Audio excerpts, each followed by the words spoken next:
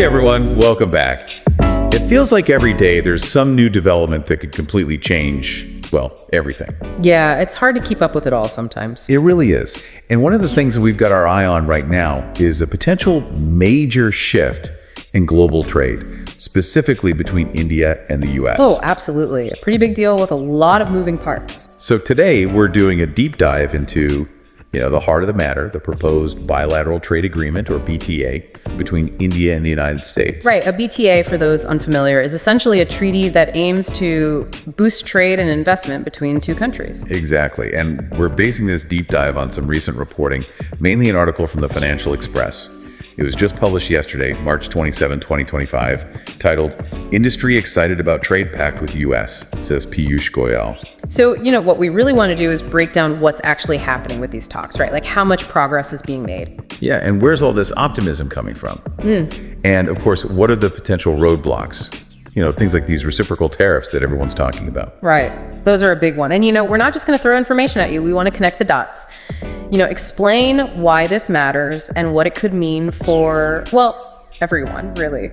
Okay, so first things first. This article really paints a positive picture, especially when it comes to India's perspective. Piyush Goyal, who is the Commerce and Industry Minister, hinted on Thursday that a decision on, the core elements of the BTA could be coming pretty soon. Interesting. Sounds promising. Right. And he didn't just hint at it, He actually said that the discussions are progressing well and that this agreement is expected to benefit both India and the U.S. Which, coming from a key government official, that's a pretty significant statement. Definitely. And this wasn't just some random comment either. He said this as 3 days of talks between Indian and U.S. delegations, all focused on the BTA, were wrapping up. Okay, so they were actively engaged in discussions, not just like preliminary chats. Exactly. The U.S. team was even led by Brendan Lynch, the assistant U.S. trade representative for South and Central Asia. That's a pretty big deal. Oh, yeah. That shows real commitment, to go beyond just talking about it and actually try to hammer out the details of a potential agreement. And here's a pretty big indicator of how serious they are. India might be willing to cut tariffs on a huge chunk of U.S. imports right off the bat. Whoa. Oh, okay. That's interesting. How much are we talking? Possibly over half of all U.S. goods coming into India, which is currently valued at around $23 billion. Wow, that's a big step. Reducing tariffs is a major way to improve market access, which has been a big sticking point for the U.S. You're totally right. Market access basically means how easy it is for a country's products to enter and compete in another country's market. And tariffs, those taxes on imports, are a big part of that. Makes sense. So by lowering these tariffs, India is essentially making it easier and cheaper for U.S. goods to come into India. And the article mentions a specific target date, which is always something to watch closely. They're aiming to actually sign the first part of this agreement, focused mainly on goods trade, by the end of this year. Ambitious, but it sounds like they're trying to build momentum and, show some concrete progress. Focusing on goods trade first makes sense too. That's usually the most complex part of these agreements. Right, and a big part of what they're doing now is figuring out the terms of reference for this first round of talks. The nitty-gritty details, huh? Pretty much. It's like setting the ground rules. What exactly will they be discussing? What information will they use? What are their goals for this initial phase? It's all about making sure everyone's on the same page. Yeah, that's crucial. Without those clearly defined terms, things can get messy and, agreements can fall apart. Now, this is where it gets really interesting. Goyal also mentioned that there's a lot of excitement brewing within Indian industries, across the board, about this potential BTA. He specifically named agricultural exports, engineering, electronics, and textiles as sectors that are especially optimistic.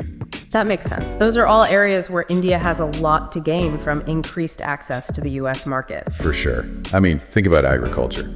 Greater access to the U.S. market would be a huge boost for Indian farmers and exporters. Exactly. And for engineering and electronics, we could see more collaboration, sharing of technology, and of course, more opportunities to export. And don't forget about textiles.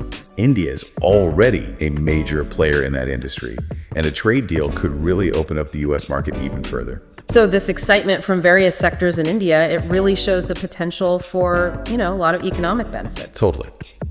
Okay, so things seem to be moving along nicely, with a lot of optimism on the table.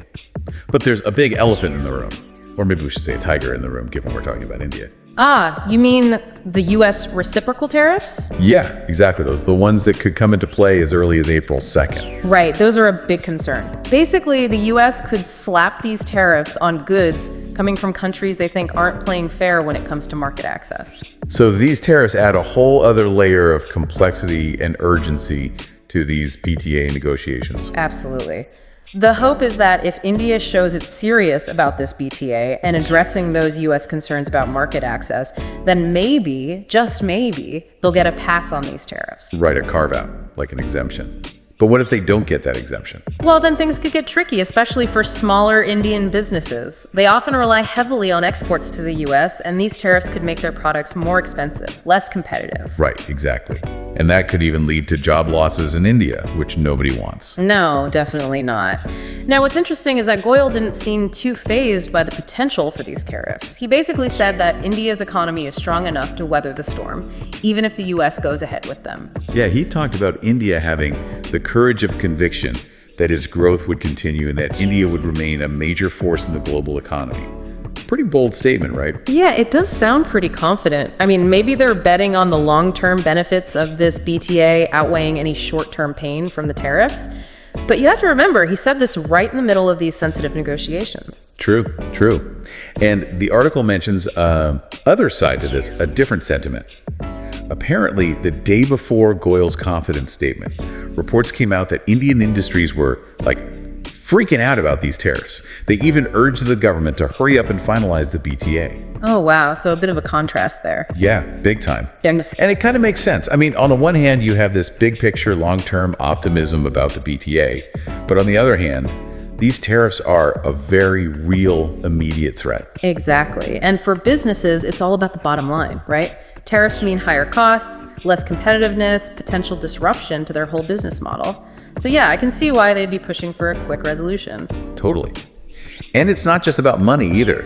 Like we mentioned, they're also worried about potential job losses if these tariffs hit. They even asked the government to either delay them or find some way to protect industries from the impact. Which shows just how high the stakes are for a lot of people. This is real life stuff with real consequences. So yeah, getting this BTA done quickly in a way that addresses those concerns, that's super important. Right, it's about creating some stability and predictability. But hold on, it gets even more complicated. Okay, I'm intrigued. Lay it on me. We have to factor in the broader U.S. trade policies that are, well, let's just say, they're not making things easier. Oh, you mean like how President Trump has been raising tariffs on things like steel, aluminum, and cars? Yep, those. And he's also talked about potentially putting higher tariffs on pharmaceuticals and other strategically important products. It's like they're moving in a more protectionist direction. Which basically means trying to protect domestic industries from foreign competition, often by using tariffs or other trade barriers. Right. So even if India and the U.S. do manage to hammer out this BTA, there's still a chance that some Indian industries might face hurdles because of these broader U.S. trade policies. It's like trying to navigate a maze where the walls keep shifting.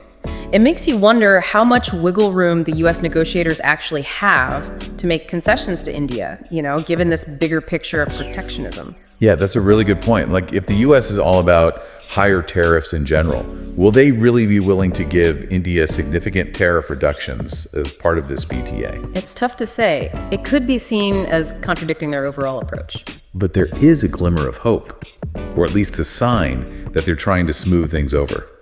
Recently, the Indian government scrapped that 6% tax on online ads, the so-called Google tax. Ah, yes. That was definitely seen as a win for big U.S. tech companies. For sure. And I think it was also a goodwill gesture towards the U.S., like they're trying to build some trust and create a more positive environment for these BTA negotiations. Yeah, it makes sense. It's like they're saying, hey, we're willing to work with you on this. Exactly. So look at the big picture. The article really emphasizes how excited Indian industry is about this potential BTA. And you can understand why. There's a lot of potential upside for them. Yeah, absolutely. But it's not all sunshine and rainbows, right? Those reciprocal tariffs are a serious concern, and the overall U.S. trade climate adds another layer of uncertainty. It's a really dynamic situation with a lot of moving parts. Yeah, it is. And it kind of boils down to this. How do you balance the excitement over potential economic benefits with the very real risks and challenges in this ever-changing global trade landscape? It's a tough question. And it's not just an abstract idea either. This has real implications for businesses, consumers, and, the whole relationship between India and the US. Absolutely. So as we move forward, it's going to be crucial to keep an eye on how this BTA develops and how it all plays out in the real world. Well said. We'll definitely be keeping a close watch on it, and we'll keep you updated as things unfold. We will. This is definitely a story that's going to continue to develop. For sure. Thanks for joining us for this deep dive. We'll be back soon with more. Catch you next time.